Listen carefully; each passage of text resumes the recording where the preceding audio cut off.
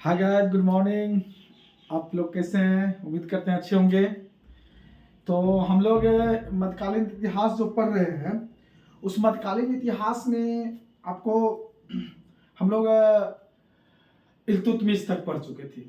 इल्तुतमिश और उसके बेटा फिरोज, वहाँ तक हम लोग पढ़ चुके थे।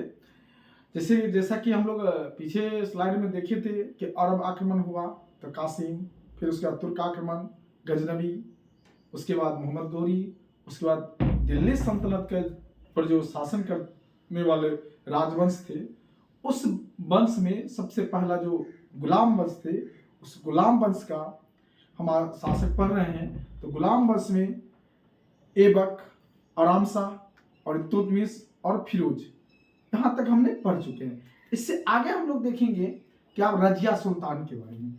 तो कहानी है कि रजिया सुल्तान जो है ऐसी महिला होती है जो तुर्क के रहती है और यानी दिल्ली सल्तनत पर यानी प्रथम जो है प्रथम मुस्लिम शासिका बनती है। प्रथम मुस्लिम शासन यानी महिला में प्रथम महिला मुस्लिम शासन शासक कौन आती है? रजिया सुल्तान। तो इनके बारे में कहावत, इनके पिताजी इल्तुतमिश जो होते हैं वो इनके बचपन के मतलब बुद्धिमानता को देखते हुए इसको हमेशा कहते थे कि मेरे बाद अगर शासक कोई बनेंगे तो रजिया। लेकिन वो वंशानुगत जो कर दिए थे सुल्तान के पद को, यानी कि बेटा को वंशानुगत कर दिया था, इसमें महिला नहीं थे। लेकिन तो उस किसी के कारण जो है इसके बेटा फिरोज बना इसके माँ के कहने पर। लेकिन वह उसको तुरंत 28-29 दिनों में क्या कहते हैं पद से हटा दिया जाता है और रजिया क्या बनते हैं? वो ताकतवर भी होती है और सुल्तान बन जाती है। तो प्रथम महिला मुस्लिम शासिका तो रजिया सुल्तान होती है। तो अब हम बात करते हैं कि रजिया सुल्तान जो है ये 1236 से 40 तक क्या करते हैं? ये शासन करते हैं। 1236 से 40 तक शासन करते हैं।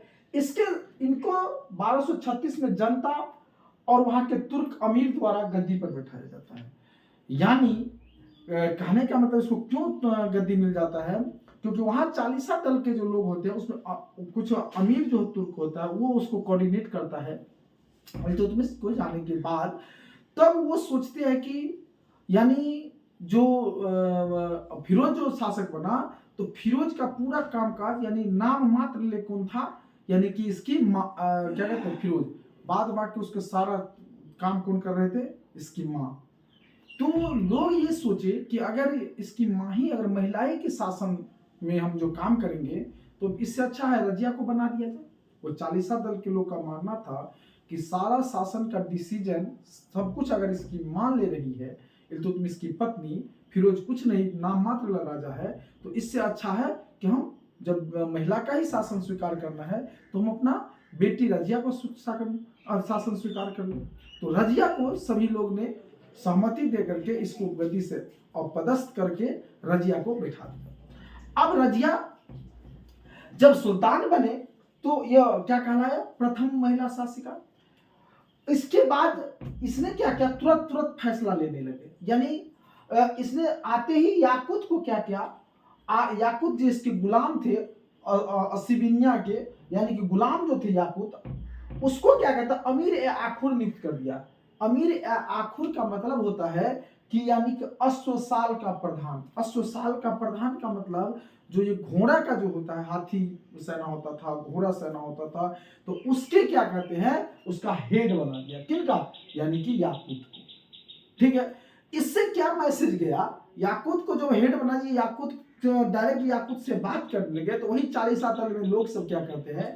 इनके बारे में गलत अफवाह फैलाते कि इनके, क्योंकि याकूत बहुत जो है ना काला कनूठवा था, तो इसीलिए क्या कहता है इनके बारे में कहा कि मतलब रजिया और इनके में जो है ना अफेयर चल रहा है। तो इस बात का विवाद रहा, ऐसे चला।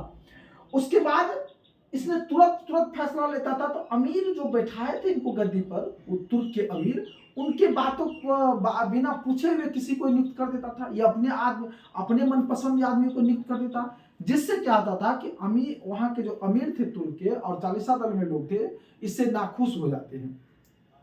इसके बाद तुरंत बाद क्या करता है? यह पुरुषों इंतजाम में करते हैं, ये पुरुषों की तरह ही अपने राज दरबार में कोट कमीज पहन करके आते हैं, टोपी पहन करके आ जाते हैं, यानी कि किसी भी तरह की पर्दा प्रथा नहीं रखते हैं। जो मुस्लिम में हिजाब होता है वो सब कुछ नहीं रखते हैं, यानी जेंट्स की तरह यानी मर्द की तरह राज दरबार में आने लगता है। तो ये पहला क्या करता है, पुरुषों की तरह कोट और टोपी पहनकर खुले मुंह दरबार में जाने लगती है, तुरंत तुरंत फैसला लेने लगते हैं।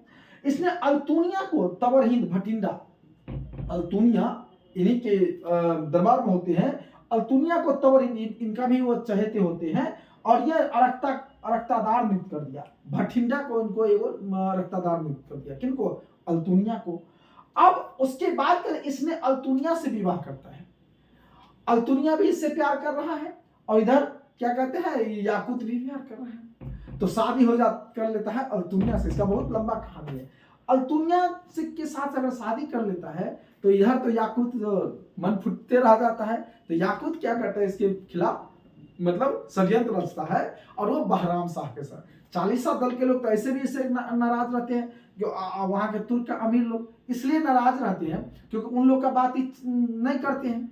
तो ये अपने मनपसंद के लोग अल्तुनिया से जब शादी करके कर लेता है, तो जो 40 दल के लोग जो रहते हैं वो लोग इसके व्यवहार से क्या रहते हैं, मतलब थोड़ा आहत रहते हैं, जिस कारण क्या होता है उसी में बहराम शाह को क्या मिल जाता है, मौका मिल जाता है।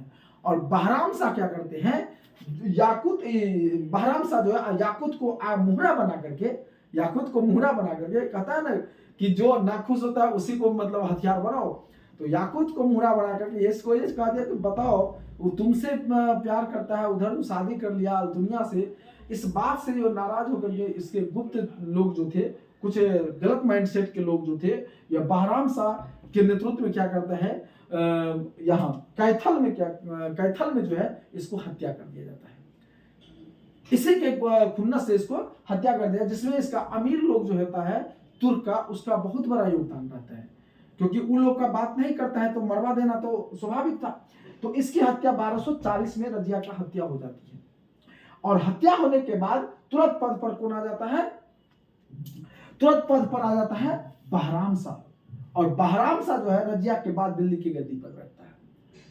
तो इल्तुतमिश के बाद उसका बेटा फिरोज, फिरोज के बाद कौन हो गया, रजिया, रजिया को मरवा करके कौन आ गया, बहराम शाह। और ये बहराम शाह जो है यह सुल्तान अधिकार को कम करने में, यानी सुल्तान के जो अधिकार होता था उसको कम करने के लिए ये नायब नामक जो है ना एक पद को सृजन करता है, एक पद लाता है जब उसका पावर कम हो जाए। तो नायब का मतलब होता है नायब ए मलिकार, और ये जिसका प्रथम जो है प्रथम नायब बनता है एतगीन। प्रथम नायब इस पद को, नायब पद को सृजन किया किसको, सुल्तान को, पद को कम करने के लिए। उसके जिसमें पहला जो व्यक्ति आया वो नायब बन के वो आया एतगीन। ये क्वेश्चन आता है कि इनके दरबार में पहला नायब कौन बना, तो एतगीन। अब इनका भी हत्या कर देता है, इनका 42 से मात्र 2 साल के शासन में क्या होता है, हत्या कर दिया जाता है दिल्ली के तुर्क सरदारों द्वारा। क्योंकि ये ऐसा था, मानना था 40 दल में जो लोग थे, अगर उनके खिलाफ आप जाते तो आपके खिलाफ क्या होता, साजिश हो जाता, और आपको मतलब साजिश करके मार दिया जाता था। तो उनको मार दिया तुर्क सरदारों ने। और उसके बाद आता है मसूद शाह जो 42 से 46 तक रहता है। तो रजिया 36 से 40, फिर उसके बाद बहराम शाह 40 से 42, और फिर 42 से 46 रहता है कौन, यानी मसूद शाह। मसूद शाह जो है इसका उत्तराधिकारी बनकर दिल्ली की गद्दी पर बैठता है, और इसने बलबन को अमीर हाजी बनाया।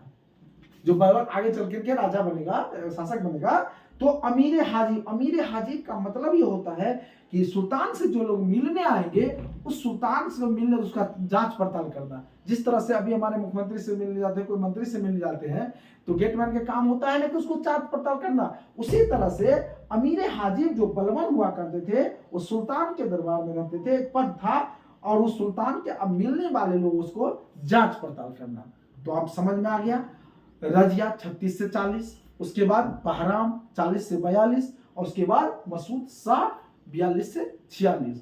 तो इस तरह से हम यहाँ तक पढ़ लिए। इसके बाद हम लोग पढ़ेंगे नसरुद्दीन शाह। नसरुद्दीन शाह बलबन जो आगे बच गया वो उसको आप आगे कंटिन्यू करेंगे। तो अभी हम लोग यहाँ तक यानी कि पढ़ लिए तो कैसा लगा आप लोग मतलब कमेंट में बताइएगा। थैंक यू, धन्यवाद।